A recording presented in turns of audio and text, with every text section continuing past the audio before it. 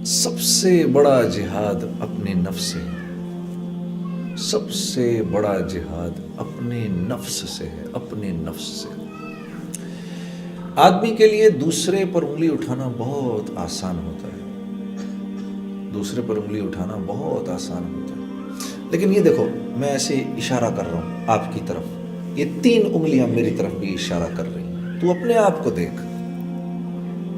ہاں، کسی بھی قوم کے تنزل کی سب سے بڑی نشانی یہ ہے کہ جب ان پر حال آتا ہے وہ دوسرے پر انگلی اٹھاتے ہیں، اور کسی بھی قوم کی عروج کی سب سے بڑی نشانی یہ ہے کہ جب ان پر کوئی مشکل وقت آتا ہے ان کی نظر صرف اپنی ذات پر جاتی ہے،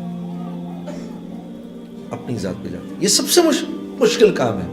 اسی لیے ایک دفعہ نبی کریم صلی اللہ علیہ وسلم غزوہ تبوک سے واپس آ رہے تھے، مدینے پہنچے تو آپ نے فرمایا ہم جہاد اصغر سے اب جہاد اکبر کی طرف آ گئے۔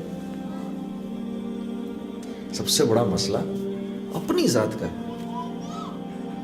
مجھ میں کیا کمی ہے، میں کیا پرفیکٹ ہوں؟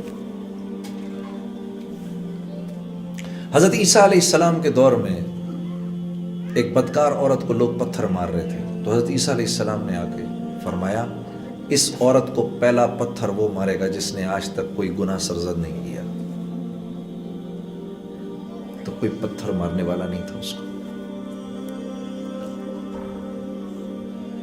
مجھے آج تک یاد ہے فیصل آباد میں میرا کچھ وقت لگ رہا تھا،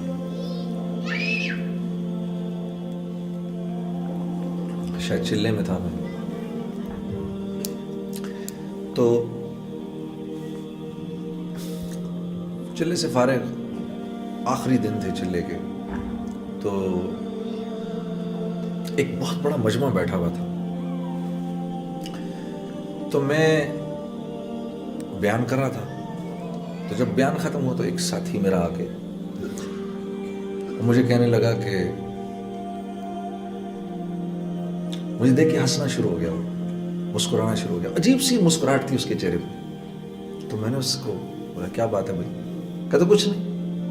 میں نے کہا نہیں بتا یار کیا بات ہے، کچھ چھپا رہا ہے۔ کہتا کچھ نہیں۔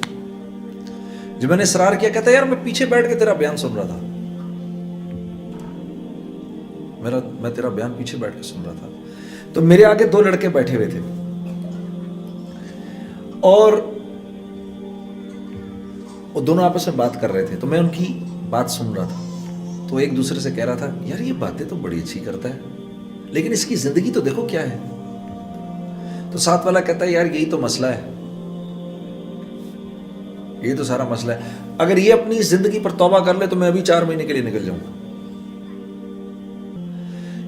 یہ بات مجھے یاد ہے، یہ بات میں کر رہا ہوں سن 2000 کی۔ اپنے اس ساتھی کی بات مجھے ایسا لگا جیسے کسی نے سینے میں چھرا گھونپ دیا ہے، مجھے ایسا لگا کسی نے سینے میں چھرا گھونپ دیا میرے۔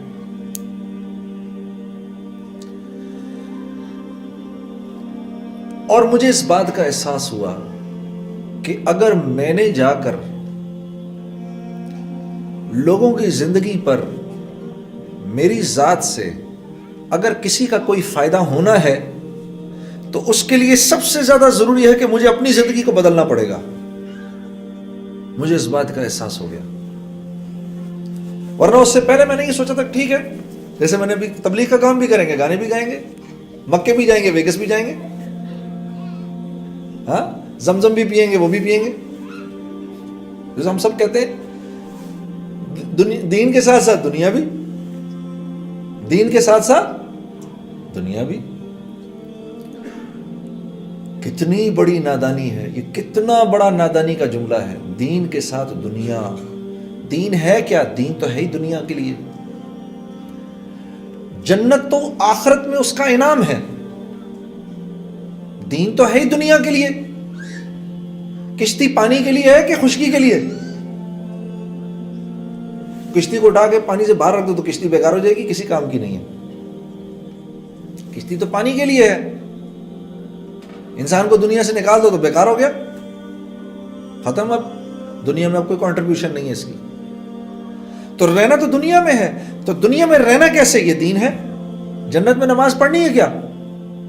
जन्नत में कुरान पढ़ना है क्या, सजदे करने हैं क्या? तो दीन दुनिया के लिए है, जन्नत तो इनाम है इसका। और जन्नत तो अल्लाह उसको भी दे देगा जो दुनिया में दीन पे नहीं चला, बहुतों को देगा। लेकिन एक उसूल है अल्लाह का, वो क्या? दुनिया में अगर दीन पर नहीं चलोगे तो इतना परेशान करके रखूंगा, इतना परेशान करके रखूंगा कि तुम्हें समझ नहीं लगेगी, पागल कर दूंगा तुम्हें, तुम्हारी इस जिंदगी के अंदर सुख चैन इत्मीनान नहीं दूंगा। हाँ, कुछ कर लो, जमीन आसमान के कुलाबे मिला लो, जब तक मेरे नबी की जिंदगी तुम्हारी जिंदगी में नहीं आएगी, यहां तुम लोग सुखी नहीं रह सकते।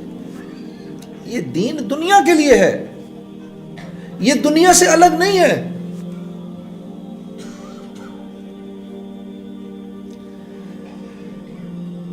जब दीन जिंदगी में आएगा क्या होगा?